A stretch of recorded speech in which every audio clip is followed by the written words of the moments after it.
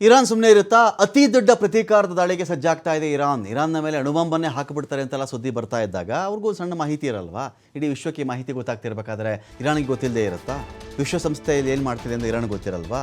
America ಏನು plan ಮಾಡ್ತಿದೆ ಅಂಥೇಳಿ ರಷ್ಯಾ, ಚೀನಾ ಯಾವುದೇ ಸುಳಿವನ್ನು ಇವರು ಕೊಟ್ಟಿರಲ್ವಾ? ಅಥವಾ ಇರಾನ್ನ ಒಂದಷ್ಟು ಇಂಟೆಲಿಜೆನ್ಸ್ ರಿಪೋರ್ಟೇ ಬಂದಿರಲ್ವಾ? ಇರಾನ್ ಏನು ಮಾಡ್ತಾ ಇದೆ, ನನ್ನನ್ನು ಹೀಗೆ ಮಾಡ್ತೀರಾ ನೀವು, ನಾನು ಮಾಡ್ತೀನಿ ನೋಡಿ ಅಂಥೇಳಿ ಅಮೆರಿಕದ ಅತಿ ದೊಡ್ಡ ಕಂಪನಿಗಳನ್ನು ಟಾರ್ಗೆಟ್ ಮಾಡ್ಕೊಂಡಿದೆ ಇರಾನ್. ನಿಮ್ಗೆ ಎಂಥ ನಷ್ಟ ಮಾಡ್ತೀನಿ ನಾನು ನೋಡಿ ಅಂತ. ಅಮೆರಿಕದ 18 ದೊಡ್ಡ ಕಂಪನಿಗಳನ್ನು ಟಾರ್ಗೆಟ್ ಮಾಡುತ್ತೇವೆ ನಾವು. ಇವತ್ತು ರಾತ್ರಿ 8 ಗಂಟೆಗೆ ಅಟ್ಯಾಕ್ ಮಾಡ್ತೀವಿ ನೋಡಿ ನಾವು. ಅಮೆರಿಕದ ಕಂಪನಿಗಳ ಮೇಲಿನ ಮೆಗಾ ದಾಳಿಗೆ ಪ್ಲಾನ್ ಮಾಡ್ಕೊಂಡಿರೋದು ಇರಾನ್. 18 ಕಂಪನಿಗಳ ಪಟ್ಟಿಯನ್ನು ಬಿಡುಗಡೆ ಮಾಡಿದೆ IRGC.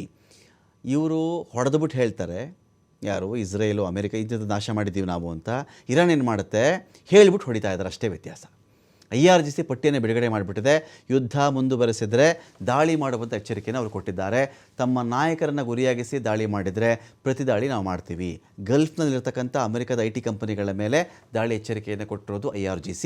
ಇವತ್ತಿನಿಂದಾನೇ ದಾಳಿ ಮಾಡ್ತೀವಿ ಅಂಥೇಳಿ ವಾರ್ನಿಂಗನ್ನು ಕೂಡ ಅವರು ಕೊಟ್ಟಿದ್ದಾರೆ. ಯಾವ್ಯಾವ ಕಂಪನಿ?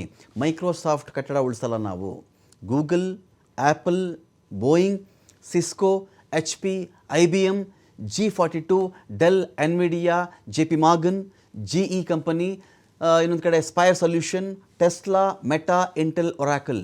ಇಷ್ಟು ಕಂಪನಿಗಳನ್ನು ಕೂಡ ನಾವು ಉಳಿಸಲ್ಲ, ಇವತ್ತು ರಾತ್ರಿ 8 ಗಂಟೆಗೆ ನೋಡ್ತಾ ಇರಿ ಅಂಥೇಳಿ IRGC ಒಂದು ಕಡೆ ಜೋರಾಗಿ ಅನೌನ್ಸ್ ಮಾಡಿದೆ.